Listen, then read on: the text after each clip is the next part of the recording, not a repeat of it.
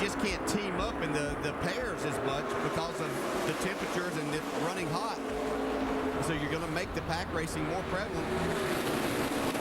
It's going to mean more closer competition through these corners and especially through the trial. The last 9 straight Nationwide Series races at Talladega, the last green flag run has been 3 laps or less. We get the late yellow here. Riding Dale Jr., another Earnhardt on the move is Jeffrey Earnhardt. He's done a good job of staying up front all day, staying kind of out of trouble. He's right there in the middle of it, right on Kenny Wallace's rear bumper. Showing in 10th place. Be careful here, though.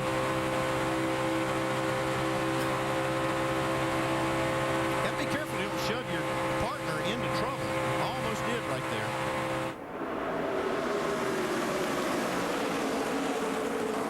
Here comes Keselowski on the outside.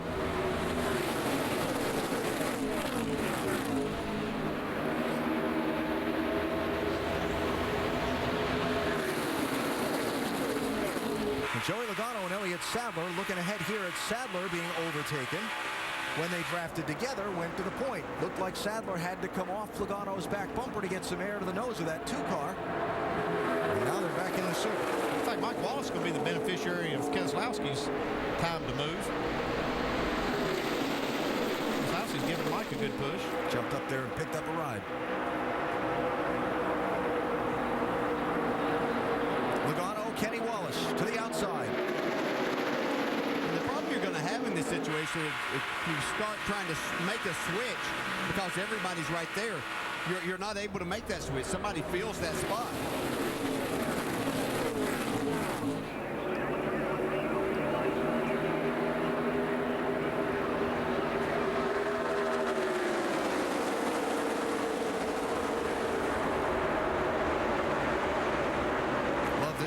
Spectacular to watch this pack of cars thundering around Talladega from our aerial coverage, brought to you by DirecTV. Only DirecTV gives you dedicated driver channels, so you'll never miss a second of your driver's race. Call 1-800-DirecTV.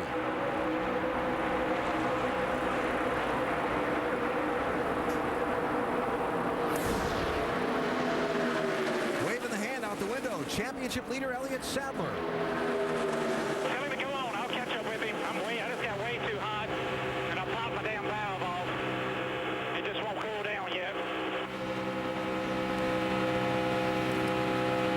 Got a lot at stake. He really wants to try to win this championship. Needs a good finish, but he also wants to win. He's got to keep the water in that radiator, so he's just going to back out here for a little bit. Yes, he can't be in there in that mix at all right now, and may even be too late right now, Jamie.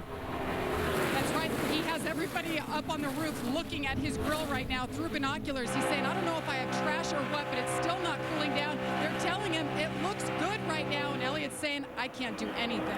Well, what happens is during the race, they blow that valve enough to lose a measured amount of water, and what happens is at some point, then it won't cool down because there's not enough water in the system. Remember, we're talking about the pressure relief valve mandated on the cooling systems by NASCAR. Part of the rules package implemented for this season to try and break up the tandem drafting and get back more to the pack racing that the fans say they love so much more. The defending winner of this race, out in front, this time not behind the wheel of a Joe Gibbs Racing Toyota, but a Kyle Busch Motorsports Toyota, Dave. And Alan, we followed the story of this team all season long. Started late last year.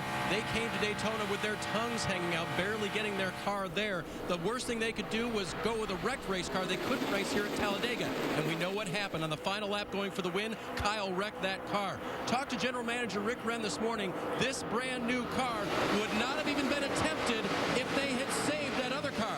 I said, okay, well, how much better is it than the Daytona car? Much better, he said, in so many ways. They've learned so much. The fact that they wrecked that car brought them to where this beautiful race car may be able to win today. Haven't seen a repeat winner in a restrictor plate race, that's Daytona or Talladega, the last 13 times in the NASCAR Nationwide Series. Kyle Busch trying to break that trend. It looks good now, but he's got a lot of hungry drivers. Make sure that doesn't happen again.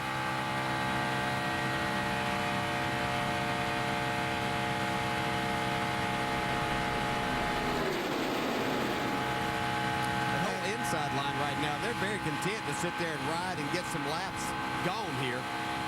If you're any further back than that, you're starting to lose a little bit of patience. You want to make some things happen. Well, the problem is that the inside lane and the way they're lined up, they're running pretty fast lap times, about 51:40s, which is going to be tough. You're going to have to really line up good in tandem to be able to pass that group. Dale, when fans look at that picture of a driver behind the wheel at Talladega, there's Kyle Busch. He's out there, and it doesn't look like much. But at 190 miles an hour on these 4-story tall banks, it's a lot more physical than it appears to be. Well, first off, it's very, very hot inside the car. Yeah, and right there where Kyle Busch is, we watch him pretty relaxed. And out front right now, he is pretty relaxed. It sits you down in the seat pretty hard, though, because of the banking there. So you're not really seeing that. But Kyle Busch looks very relaxed and ready to take the zone. We can see this later and get a shot of his eyes. We'd probably see something a lot different. See a lot more white there? Yes. 20 laps to go.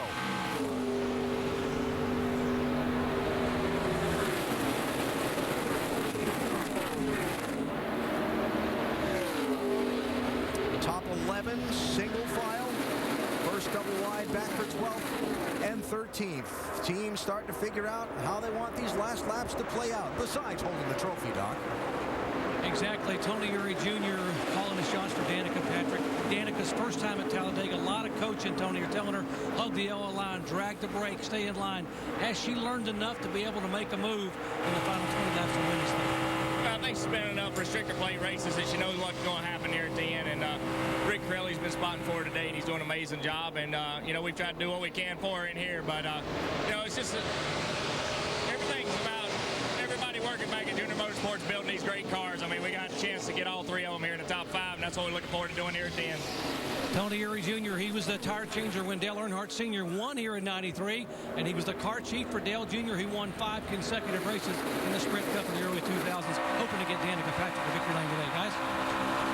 Doc, thanks. 7 car in 7th spot.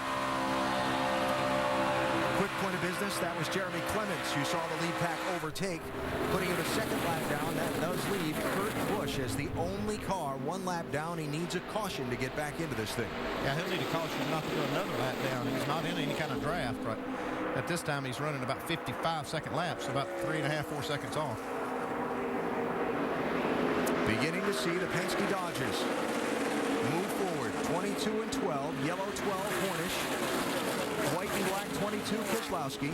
Remember last week at Richmond, the story about some of the Chevrolet teams having to cut the front bumper cover off their machines.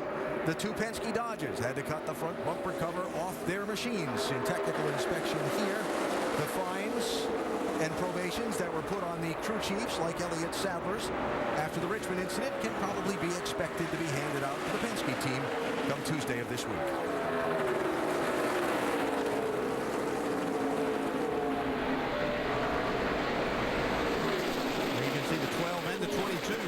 Together again. I'm not sure what to make of them. If we should expect to see them make a big run up through the pack in the late laps, or if they're finding out that maybe they're not as well positioned as they need to be. The fact, once this inside line starts shifting a little bit, then things are going to be, that's going to open things up on the outside. So they're going to be able to make some more time. It's just so hard right now because they have to stay attached and they don't want to run hot at this point.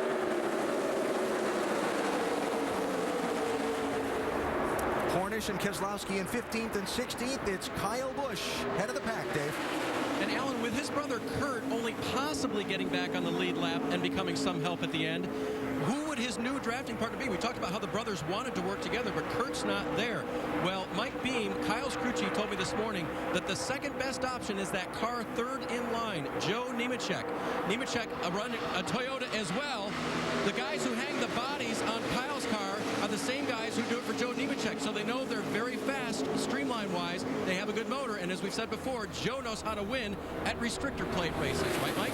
That's absolutely correct. He's won here twice, Dave, and just because he's won here twice doesn't mean it wouldn't be an upset for him to go to victory lane today and to get a better idea. All you need to do is compare his pit stall to the other pit stalls here in the garage. If you look at some of the higher dollar pit stalls, you'll see they've got the Taj Mahal crew carts, 6 sets of tires. As you pan over to Joe Nemechek's stall small, old-school pit box. They only brought 3 sets of tires today. They've got a fraction of the number of crew members on this team. A victory today would be huge for Nemco Motorsports.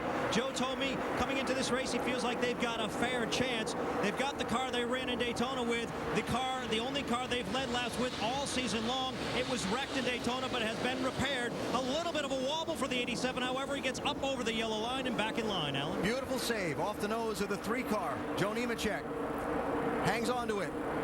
Outside lane. Well, here's what to make of the Penske guys. Well, that's what happened right there is all of these got separated. That inside line slowed down a lot. These two hooked up right now. Keselowski's been there for a while. Now he gets the air to him. Yeah, watch that. The front of the windshield, right lower corner, that 22 car has been streaming water for the last couple of laps. Well, Horner should have got to the inside right there and let the 22 worry about his own deal. Well, that was a move. Kyle Busch through the middle. Here we go now. Yeah. Need to come back 4 down again. wide behind him.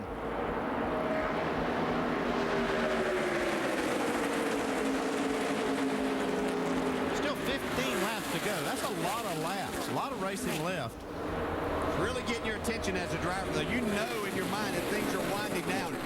It's time to start getting yourself positioned as to where you need to be, where you want to be, and maybe with a partner.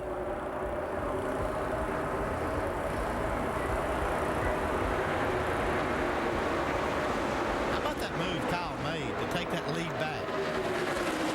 Not afraid to take a small space and put that race car in it. Look at this. I'm really not sure why Sam Hornish didn't get back down in front. I mean, the 22, I know needed air, but I would have let him worry about that. You needed to get back in line. You think that was a planned swap gone wrong in a miscommunication somewhere? That could have been. Well, if you planned to swap, that wouldn't be how you'd do it. Definitely went wrong, didn't it? Yeah.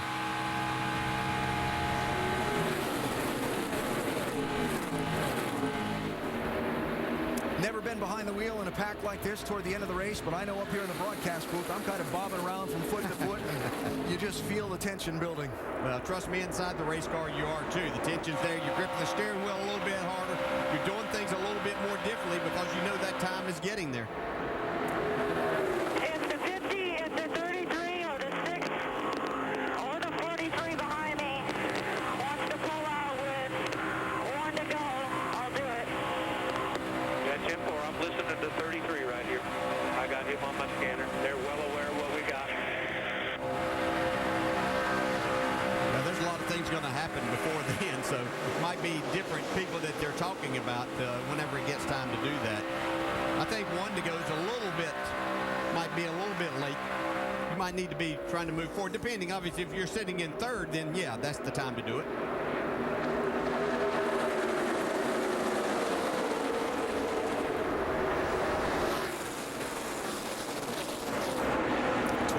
Cars on the lead lap. 36 lead changes today.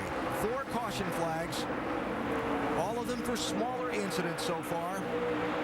The last 3 straight years and 4 of the last 5, a last lap change for the lead in Talladega. And the way this one has unfolded so far today with rule changes NASCAR made to bring back the pack racing and break up the tandem racing. And 86-degree temperatures outside right now. Really hard to exactly predict how it's all going to play out.